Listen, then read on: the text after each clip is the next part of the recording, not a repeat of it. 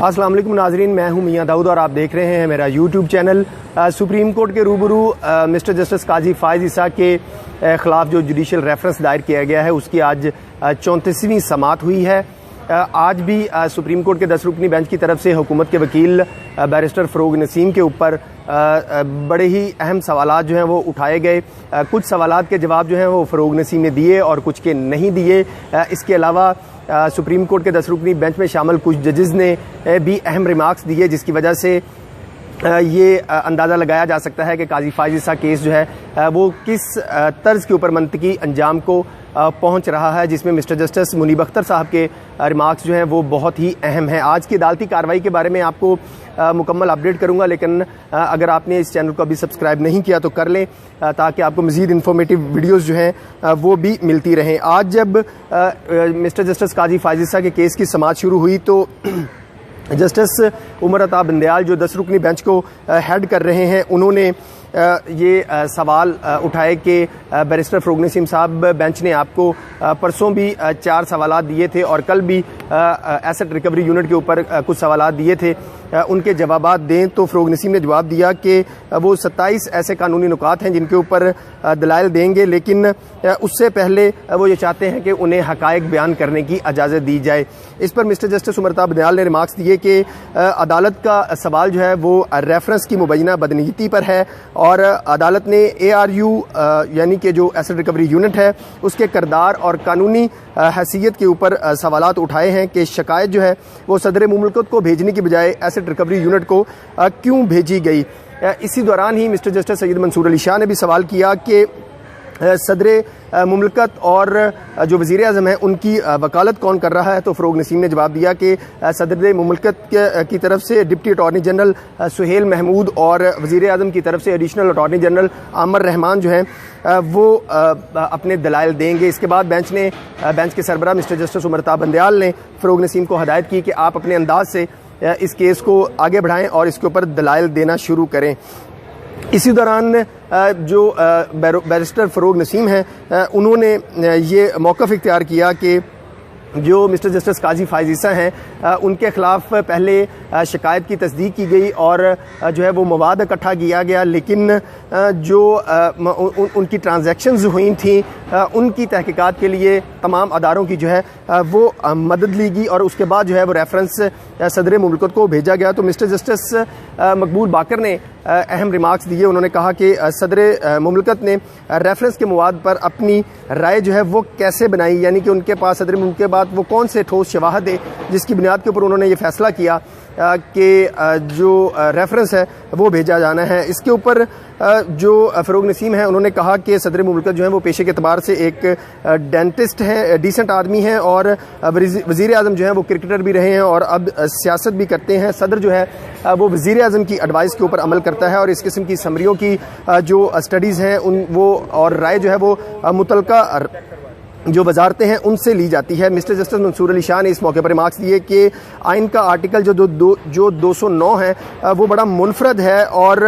उसमें सदर मुमलकत का जो किरदार है जुडिशल काउंसिल को रेफरेंस भिजवाने में वो बड़ा अहम होता है। ये आर्टिकल 209 जो है वो सिंपल एक आर्टिकल नहीं है। इसके साथ ही मिस्टर जस्टिस उमर अता बंदयाल ने रिमार्क्स दिए कि आइन का आर्टिकल 209 जो है वो अदलिया को मुकम्मल तहफ़्फ़ुज़ फराहम करता है, इसलिए रेफरेंस के मवाद के ऊपर सदर को अपना ज़हन अप्लाई करना होता है। रेफरेंस फाइल करना कोई छोटा मामला नहीं है। सदर मुमलकत आइन के आर्टिकल 48 के तहत रेफरेंस नामुकम्मल होने पर वापस भी भेज सकते हैं और सदर मुमलकत जो है ये रेफरेंस भिजवाने की एडवाइस पर अमल करने का पाबंद नहीं है। ये दलील गलत है कि सदर मुमलकत जो है वो हर किस्म की एडवाइस पर अमल दरामद करने का पाबंद है। ये मिस्टर जस्टिस उमर अता बंदयाल की तरफ से रिमार्क जो हैं वो दिए गए। मिस्टर जस्टिस सैयद मंसूर अली शाह ने फ़रोग नसीम से सवाल किया कि उन्हें एसेट रिकवरी यूनिट के बारे में बताएं कि जो एसेट रिकवरी यूनिट की इंक्वायरी है उसको सदर के मुमलकत के सामने रखा गया था। इसके साथ ही जो जस्टिस मुनीब अख्तर हैं उन्होंने कहा कि फ़रोग नसीम साहब आपके पास सवालों की एक कतार है, इसलिए बेहतर है कि आप पहले अदालत के सवालों के जो हैं वो जवाबात दें। फ़रोग नसीम ने अदालत को बताया कि जो एसेट रिकवरी यूनिट है वो रूल्स ऑफ बिजनेस के तहत बनाया गया है। इस बात का फ़रोग नसीम ने आज एतराफ़ किया कि जो एसेट रिकवरी यूनिट है वो किसी इंडिपेंडेंट कानून के तहत या पार्लियामेंट के जरिए होने वाली किसी लेजिस्लेशन के तहत नहीं बनाया गया, बल्कि जो रूल्स ऑफ बिजनेस हैं उनके तहत बनाया गया है। इसके ऊपर मिस्टर जस्टिस सैयद मंसूर अली शाह ने ये रिमार्क्स दिए कि एसेट रिकवरी यूनिट का कानून के तहत बनने वाले जो अदारे हैं उन पर थर्ड पार्टी इतलाक जो है वो कैसे हो सकता है। इस पर इसी दौरान फ़रोग नसीम ने कहा कि मेरी दलील जो है वो ये नहीं है कि अदालत के हुक्म पर एसेट रिकवरी यूनिट जो है वो बनाया गया, बल्कि एहसासों को गैर कानूनी तरीके से मुल्क से बाहर लेकर जाना जो है वो आवाम के बुनियादी हकूक़ की खिलाफ वर्जी है और इसी चीज़ के सद्देबाब के लिए एसेट रिकवरी यूनिट जो है वो बनाया गया। फ़रोग नसीम ने बताया कि बैरून मुल्क से जो असासे लाने का मामला था वो काबीना के सामने पेश किया गया और शहजाद अकबर जो हैं, जो वज़ीर-ए-आज़म के मुआवने खसूसी हैं, उनको ये टास्क दिया गया था और उनकी सरबराही में बैरून मुल्क से असासे वापस लाने के लिए एक टास्क फोर्स जो है वो बनाई गई। जस्टिस उमर-अता बंदयाल ने फ़रोग नसीम से पूछा कि एसेट रिकवरी यूनिट की अब तक की कारकर्दगी बताएं। कल भी ये सवाल पूछा गया था और आज भी यही सवाल जो है वो पूछा गया। फ़रोग नसीम ने कहा कि टास्क फोर्स बनाने का फैसले के नतीजे में जो है वो एसेट रिकवरी यूनिट जो है उसका क़याम अमल में लाया और काबीना ने ही टास्क फोर्स के जो क़वायद ज़वाबित थे उसकी मंजूरी दी। मिस्टर जस्टिस मकबूल बाकर ने इस मौके पर सवाल किया कि शहजाद अकबर की अहलियत और सलाहियत जो है वो भी बाकी जगहों के ऊपर भी नज़र आनी चाहिए थी। सिर्फ जो मिस्टर जस्टिस काजी फाइज ईसा हैं उनके हद तक जो है ये मामले में इतनी जल्दी और इतनी एफिशिएंसी जो है वो क्यों दिखाई गई। मिस्टर जस्टिस याहिया अफरीदी ने बड़ा अहम सवाल जो है वो उठाया और बड़ी अहम निशानदही की। उन्होंने कहा कि 28 अगस्त को जो शहजाद अकबर हैं वो मुआवने खसूसी बने और 28 अगस्त को ही टास्क फोर्स के क़वायद ज़वाबित जो है वो बन गए। एक ही तारीख में ये सारा काम जो है वो कैसे हो गया। इसके अलावा जो सबसे अहम सवाल अहम रिमार्क्स जो हैं वो दिए गए मिस्टर जस्टिस मुनीब अख्तर साहब की तरफ से, उनसे थोड़ी सूरत हाल क्लियर होती है कि ये मामला अब किस तरफ जा रहा है। मिस्टर जस्टिस मुनीब अख्तर ने ये रिमार्क्स दिए कि उनके ख्याल में इस मामले में मिसकंडक्ट का रेफरेंस बनाने का फ़ैसला जो है वो दुरुस्त नहीं था। सदर मुमलकत को अपनी राय बनाने में भी कानून का हवाला या कानून की सपोर्ट जो है वो होनी चाहिए। सदर मुमलकत को किसी एडवाइस पर इत्तफाक करने या ना करने की वजूहात जो हैं वो भी बतानी होती हैं। जस्टिस उमर-अता बंदयाल ने भी इसी दौरान बड़े अहम रिमार्क्स दिए कि ये रोशन आइडिया जो है काजी फाइज ईसा साहब के ख़िलाफ़ रेफरेंस भेजने का जो रोशन आइडिया है वो किसने दिया कि मामला नैब और FBI को भेजने की बजाय इसका रेफरेंस बनाया जाए। जस्टिस उमर-अता बंदयाल ने रिमार्क्स दिए कि ये बहुत अच्छी बात है कि आप एहतसाब की बात कर रहे हैं, लेकिन उसके लिए कोई कानूनी जवाब जो है वो भी मौजूद होना चाहिए। मिस्टर जस्टिस जो सज्जाद अली शाह ने आज के केस में, आज की प्रोसीडिंग में भी अहम रिमार्क्स दिए और कहा कि 10,000 के टैक्स की अदम अदायगी पर रेफरेंस नहीं बन जाता, बल्कि अगर FBI के टैक्स रिटर्न में किसी किस्म की कोई डिस्क्रिपेंसी थी तो मुतलका हुकाम जो हैं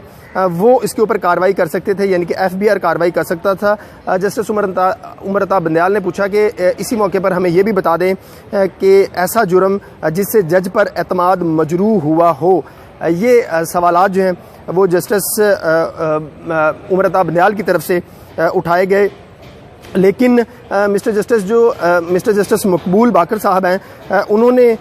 इस बात का इस्तफसार किया फ़रोग नसीम साहब से कि उस वक्त जब रेफरेंस दायर किया जा रहा था तो उस वक्त की वज़ीर इत्तलात ने प्रेस कॉन्फ्रेंस में रेफरेंस पर तबसरा किया था और कहा था कि जज साहब ने, यानी कि काजी फाइज ईसा साहब ने क्रीज से बाहर निकलकर शॉट लगाई थी। ये शायद वो उस रेफरेंस के बारे में, उस शॉट के बारे में बात कर रहे हैं जिसके बारे में ये तबसरे अब तक हो चुके हैं कि मिस्टर जस्टिस काजी फाइज ईसा के ख़िलाफ़ रेफरेंस सिर्फ इस वजह से बनाया गया है कि उन्होंने फैज़ाबाद की जजमेंट जो है वो लिखी थी। मेरे ख्याल में ये इशारा जो है वो उसकी तरफ था। इस दौरान फ़रोग नसीम ने कहा कि सुप्रीम जुडिशल काउंसिल में कार्रवाई जो है वो टैक्स या मनी लॉन्ड्रिंग की नहीं है। जस्टिस मकबूल बाकर ने इस मौके पर फिर रिमार्क्स दिए कि लगता है कि रेफरेंस सिर्फ क्रीज से बाहर निकलकर शॉट लगाने के ऊपर बना। तो फ़रोग नसीम ने कहा कि इस कार्रवाई के दौरान जो वज़ीर इत्तलात हैं उनकी बात को डिस्कस ना किया जाए। मिस्टर जस्टिस मुनीब अख्तर ने, मिस्टर जस्टिस मकबूल बाकर ने एक रिमार्क्स दिए इस आज की अदालती कार्रवाई में। उन्होंने कहा कि असासाजात रिकवरी यूनिट जो है उसने जज के मिसकंडक्ट का तयन कैसे कर लिया। असासाजात रिकवरी यूनिट ने जज के मिसकंडक्ट की बात नहीं की। जब फ़रोग नसीम ने यह कहा कि मिसकंडक्ट की बात नहीं की तो फिर अदालत ने रिमार्क्स दिए कि फिर आपने इस बात का तयन कैसे कर लिया कि जज जो है वो मिसकंडक्ट के मुर्तकब हुए हैं। मिस्टर जस्टिस मुनीब अख्तर ने फ़रोग नसीम से पूछा कि हमें उस हुकूमती शख्सियत का नाम बताएं जिसने ये फैसला किया कि मिस्टर जस्टिस जो हैं काजी फायजी साहब वो मिसकंडक्ट के मुंतखब हुए हैं। इसी मौके के ऊपर मिस्टर जस्टिस मकबूल बाकर ने ये रिमार्क्स दिए कि ये बात जहन में रखें कि इस इक़दाम के नताइज जो हैं वो बहुत ही संजीदा किस्म के होंगे, क्योंकि जिस तरह का रेफरेंस जज के ख़िलाफ़ दायर किया गया और उनके ऊपर जो इल्ज़ामात आयद किए गए हैं उसके लिए किसी ठोस कानूनी जवाज़ की भी ज़रूरत जो है वो होनी चाहिए। मिस्टर जस्टिस मुनीब अख्तर की तरफ से और मिस्टर जस्टिस मकबूल बाकर की तरफ से जो सवालात उठाए गए उस पर जो है उस पर फ़रोग नसीम की तरफ से आज भी मुकम्मल तौर के ऊपर अदालत की मुआमनत जो है वो नहीं की गई। इसके ऊपर सुप्रीम कोर्ट के 10 रुकनी बेंच ने मज़ीद कार्रवाई जो है वो पीर के रोज़ तक के लिए मुलतवी की है और फ़रोग नसीम को हदायत की है कि जो अदालत ने पहले उनसे सवालात पूछे हैं एसेट रिकवरी यूनिट की कानूनी हैसियत के बारे में और सदर मुमलकत के सामने जो मवाद रखा गया था उसकी कानूनी हैसियत के बारे में और रेफरेंस भेजने का जो फैसला करने वाले अफराद थे उनके बारे में, इन सारे सवालात का जवाब जो है वो फ़रोग नसीम से कहा गया है कि वो आइंदा समात के ऊपर लेकर आएँ।